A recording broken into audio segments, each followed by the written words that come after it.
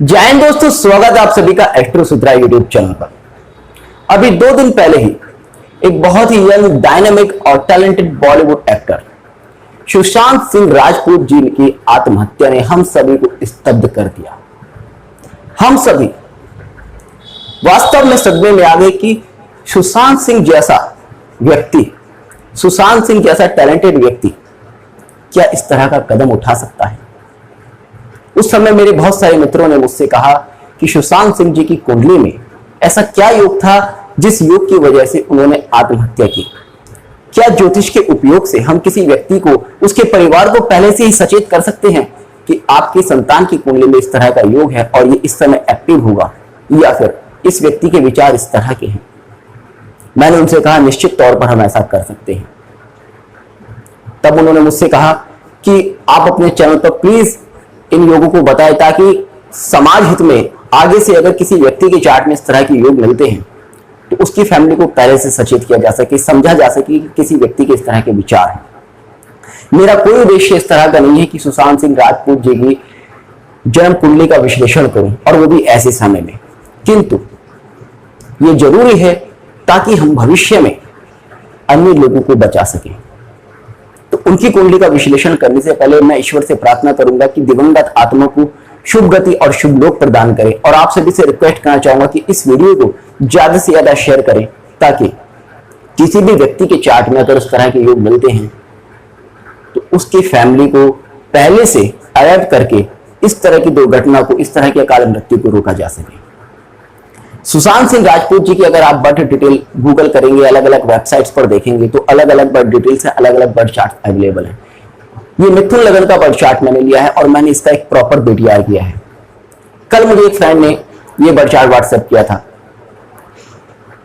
मैंने फेसबुक वगैरह पर भी अलग अलग बर्थ चार्ट देखे और इस बर्थ चार्ट का मैंने बीटीआर करने के बाद इस बर्थ चार्ट को एकदम से एक्यूरेट माना है। और इसमें क्या योग हैं और क्या योग किसी व्यक्ति के चार्ट में होते हैं जो उसको सुसाइडल टेंडेंसी की तरफ ले आते हैं, वो मैं आपके साथ डिस्कस करूंगा। देखिएगा, किसी व्यक्ति के मानसिक विचार और किसी व्यक्ति का लग्न बहुत ही महत्वपूर्ण रोल प्ले करता है उस व्यक्ति को सुसाइडल टेंडेंसी या इस तरह के विचार देने के लिए।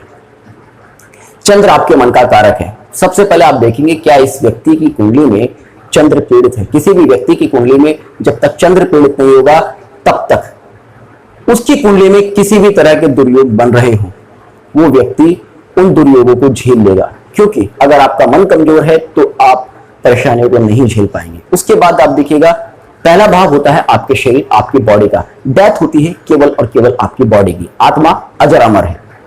अष्टम भाव होता है मृत्यु का। तो प्रथम और अष्टम भाव का संबंध जब तक किसी व्यक्ति का नहीं बनेगा, पहला सूत्र चंद्र कमजोर होना चाहिए। दूसरा सूत्र प्रथम और अष्टम भाव का संबंध किसी व्यक्ति की कुंडली में बनना चाहिए, तभी किसी व्यक्ति को सुसाइडल विचार आएंगे, यानी कि मरने के विचार। पहला भाव आपके मस्तिष्क का है, आपके बॉडी का, यानी बॉडी में एक विचार है कि मैं मर जाऊं। उसके बाद किसी भी व्यक्ति के लिए केवल विचार करना एक साधारण सी बात है, मगर अपने आप को मार लेना या किसी को मार देना हर व्यक्ति के बस के काम नहीं है। इसके लिए भी बहुत करेज की जरूरत होती है। बहुत सारे लोग कहते हैं कि कायरतापूर्ण कार्य है, मगर इस कायरतापूर्ण कार्य के लिए भी बहुत ज्यादा करेज की जरूरत होती है। आप विचार कीजिएगा, क्या अपने हाथ पर एक छोटा सा कट भी लगा सकते हैं? मेरे अंदर इतनी हिम्मत नहीं कि मैं एक छोटा सा अपने हाथ पर कट भी लगा सकूं जिससे कि मुझे दर्द होगा। दूसरा मुझे कितना ही हट कर दे, मगर मेरे अंदर इतनी हिम्मत नहीं कि मैं अपने हाथ से अपने आप पर एक कट लगा सकूं। तो ऐसे में आपके अंदर इतना साहस भी होना चाहिए, आपके हाथों में इतनी शक्ति होनी चाहिए कि आप इस तरह का काम कर सकें। तो आपको यह भी देखना होगा कि क्या इस व्यक्ति के अंदर इतना साहस है।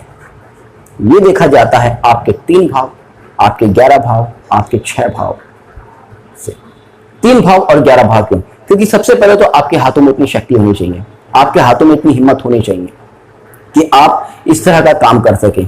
और 6 भाव आपके रिस्क लेने की टेंडेंसी को, आपके साहस को शो करता है। तो सीधा सा सूत्र आप नोट कर लीजिएगा, चंद्र किसी व्यक्ति का पीड़ित हो,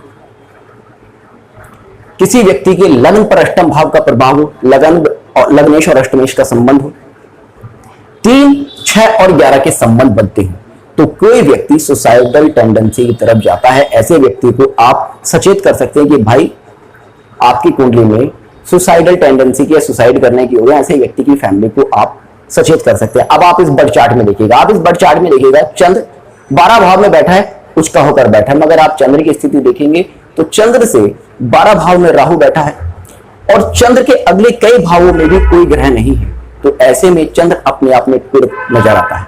उसके बाद आप देखेंगे लग्नेश स्वयं अष्टम भाव में बैठा है।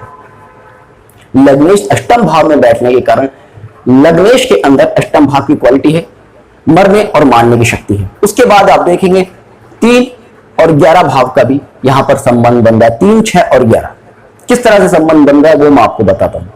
3 भाव का स्वामी अष्टम भाव में बैठा है, यानी कि हाथ में भी अष्टम भाव की क्वालिटी है, मारने की क्वालिटी है, क्योंकि सूर्य अष्टम भाव में बैठा है। 6 भाव का स्वामी पंचम भाव में बैठा है, यानी कि बुद्धि में रिस्क लेने की टेंडेंसी है, बुद्धि में विचार है कि मैं रिस्क ले सकता हूं। अष्टम भाव का स्वामी छठे भाव में बैठा है, यानी कि मृत्यु के अंदर विचार है कि मैं रिस्क ले सकता हूं। और जो मैंने आपसे कहा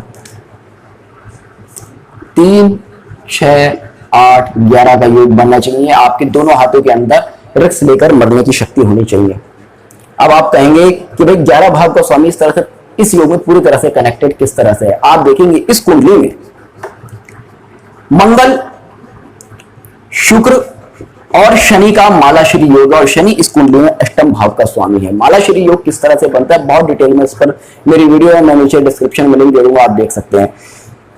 तो मंगल, शनि और शुक्र का मालाश्री योग होने की वजह से ये तीनों के तीनों ग्रह 11 भाव का स्वामी भी इस पूरे योग में कनेक्ट हो गया, जिस वजह से 1, 3, 8, 11 का योग बना और उसमें 6 भाव के स्वामी ने इंक्लूड होकर, शुक्र मंगल ने इंक्लूड होकर इस तरह की टेंडेंसी दी। और मंगल इस कुंडली में 6 और 11 दोनों ही भावों का स्वामी, जिस वजह से इनके अंदर सुसाइडल टेंडेंसी थी। हम यहां कह सकते हैं कि सुसाइडल टेंडेंसी थी, किसी भी बर्थ चार्ट को देखकर कह सकते हैं कि ये व्यक्ति सुसाइड के लिए जा सकता है।